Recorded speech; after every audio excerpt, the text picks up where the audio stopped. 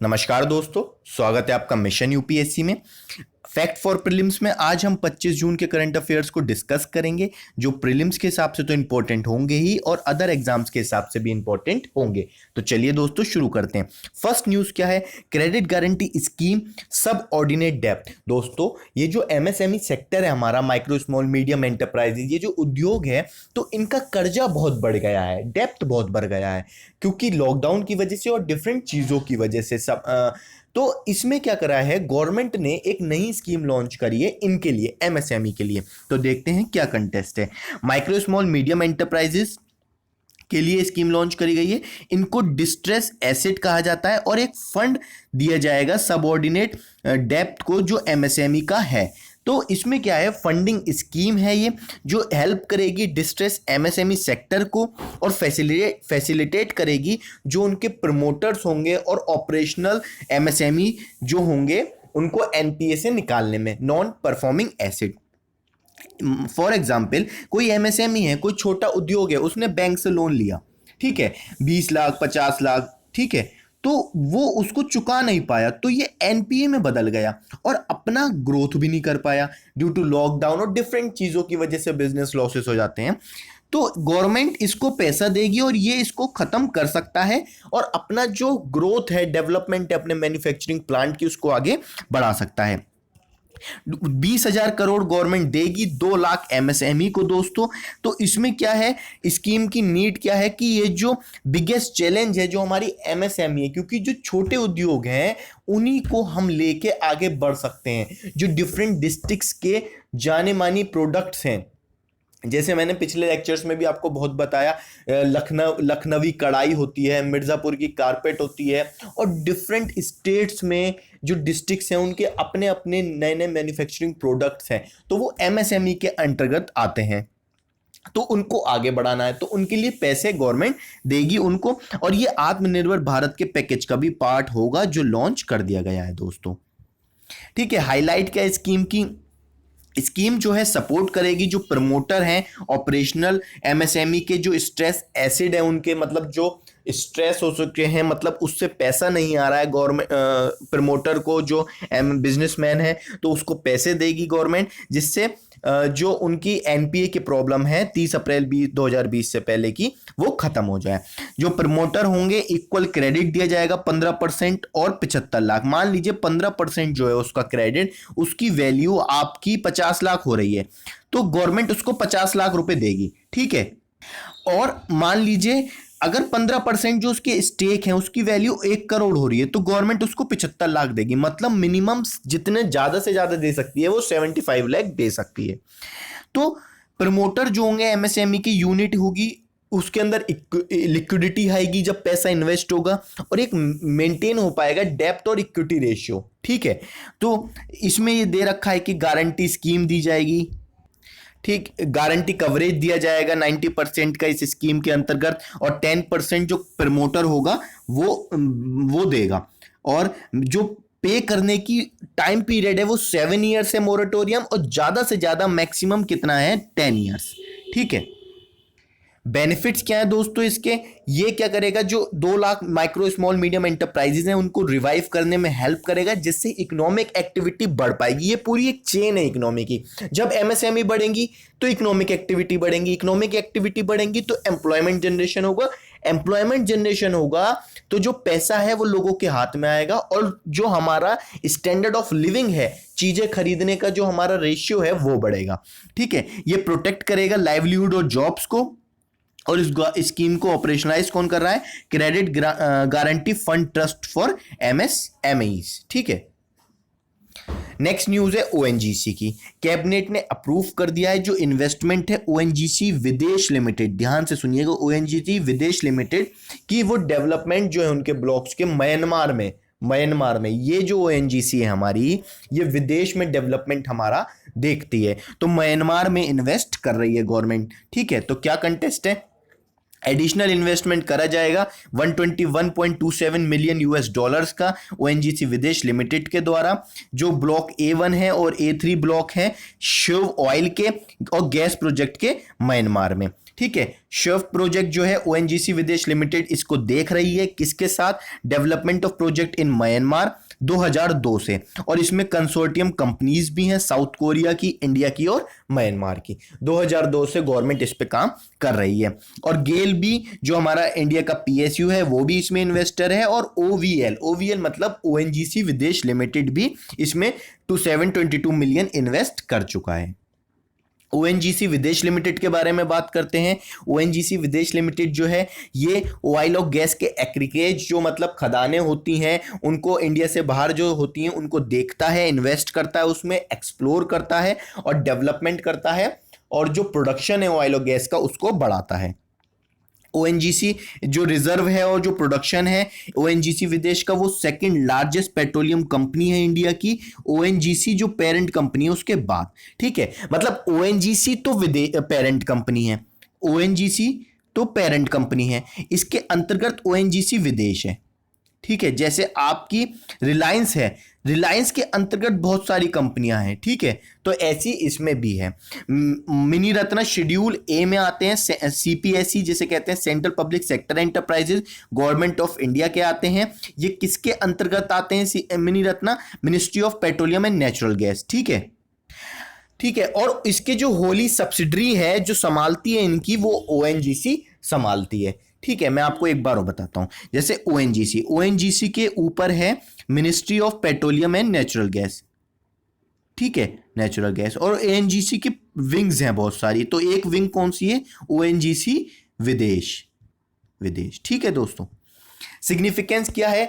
अब ओएनजीसी विदेश दूसरे देशों में एक्सप्लोर करेगा गैस ऑयल को, तो हमारा उस देश के साथ संबंध अच्छे होंगे। और म्यांमार एक्ट ईस्ट पॉलिसी के तहत हम म्यांमार में ये कार्य कर रहे हैं। जो गवर्नमेंट थी एनडीए से पहले, जो गवर्नमेंट थी यूपीए, उसका था लुक ईस्ट पॉलिसी की, ईस्ट की तरफ भी हमको देखना चाहिए। जो एनडीए गवर्नमेंट आई उसने क्या करा? एक्ट ईस्ट पॉलिसी की, हम वहां पे एक्ट करेंगे, अपनी चीजों को बढ़ावा देंगे। ये एक इंडिया का एफर्ट है जिससे एनर्जी ब्राइट हो पाएगी और हमारे इमीडिएट नेबर्स के साथ अच्छे संबंध होंगे दोस्तों। नेक्स्ट न्यूज है animal husbandry infrastructure development fund. दोस्तों, ये जो मीट प्रोडक्शन है और डिफरेंट जो प्रोडक्शन है, मिल्क प्रोडक्शन, तो ये सब एनिमल हस्बेंड्री के अंतर्गत आता है। तो हमें इसका एक इंफ्रास्ट्रक्चर तैयार करना पड़ेगा जिससे हम अपनी चीजों को बढ़ावा दे सकें और लास्ट माइल कनेक्टिविटी तक पहुंचा सकें। तो क्या कंटेस्ट है? कंटेस्ट ये है, आत्मनिर्भर भारत के अंदर ये पैकेज लॉन्च करा गया है 15,000 करोड़ का। Cabinet committee on economic affairs ने इसको अप्रूव करा है। इसमें क्या होगा? जो डेवलपमेंट है डेयरी इंफ्रास्ट्रक्चर का, उसको डेवलप्ड करा जाएगा और एमएसएमई और प्राइवेट कंपनियों को प्रमोट करा जाएगा और इंसेंटिवाइज करा जाएगा कि आप इस क्षेत्र में कार्य करें।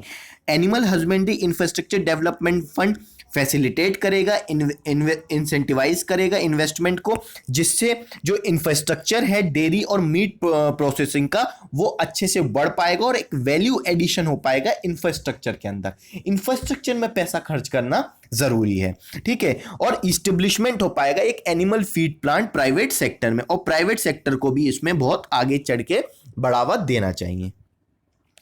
स्कीम के बारे में बात करते हैं। ये एलिजिबल बेनिफिशियरीज को जो फार्मर प्रोड्यूस ऑर्गेनाइजेशन होंगी, एमएसएमई होंगी, सेक्शन 8 कंपनीज होंगी, इनको बेनिफिट्स देगा, 10% मार्जिन कंट्रीब्यूशन देगा मिनिमम।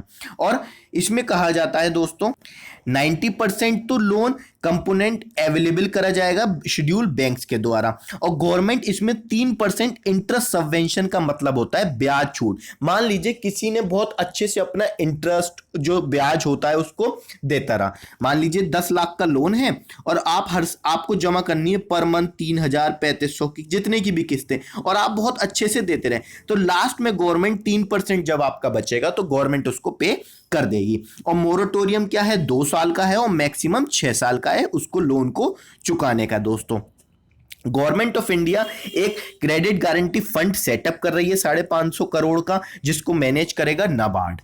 ठीक है, कौन मैनेज करेगा? नाबार्ड। क्रेडिट गारंटी जो होगी वो प्रोवाइड करेगी जो सेंशन प्रोजेक्ट्स होंगे एमएसएमई के डिफरेंट एरियाज में, डिफरेंट सीलिंग्स में, और गारंटी कवरेज देगी 25% का, जो क्रेडिट फैसिलिटी प्रोवाइड करेगा बोरोवर को। मान लीजिए बैंक किसी को दे रहा है, किसी भी एमएसएमई के मालिक को, तो बैंक को क्रेडिट गारंटी मिलेगी कि भाई आपका लोन चुकाया जाएगा, ठीक है, तभी तो बैंक आगे बढ़ चढ़ के काम करेगा।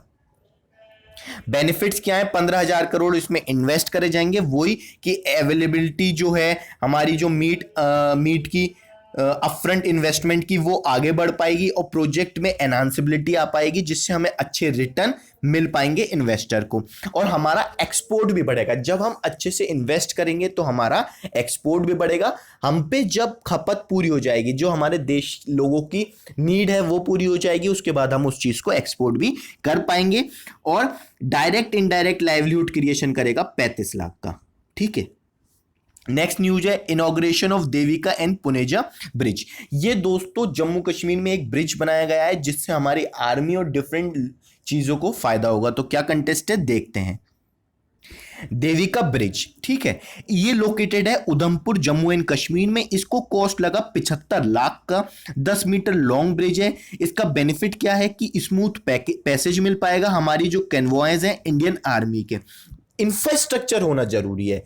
किसी एरिया में आपको पहुंचना है, अगर रोड खराब होगी तो आपको बहुत समय लगेगा, लेकिन अगर रोड अच्छी होगी तो आप जल्दी पहुंच जाओगे। वही आर्मी के साथ हमें करना है। आर्मी तब एकदम स्टैंड ले पाएगी, एकदम पहुंच पाएगी उस एरिया में जब इंफ्रास्ट्रक्चर ठीक होगा। हेडक्वार्टर है इंडियन आर्मी नॉर्दर्न कमांड का उधमपुर में। दूसरा ब्रिज है पुनेजा ब्रिज। ये डोडा डिस्ट्रिक्ट में है जम्मू कश्मीर की। इसे बनाने में 4 करोड़ रुपए लगे। 50 मीटर लॉन्ग ब्रिज है और इसे बीआरओ के द्वारा इन दोनों ब्रिजेस को बनाया गया है। बीआरओ मतलब बॉर्डर रोड ऑर्गेनाइजेशन। बीआरओ के बारे में बात करते हैं। बीआरओ जवाहरलाल नेहरू ने बनाया था 7 में 1960 को। हेडक्वार्टर है इसका दिल्ली में।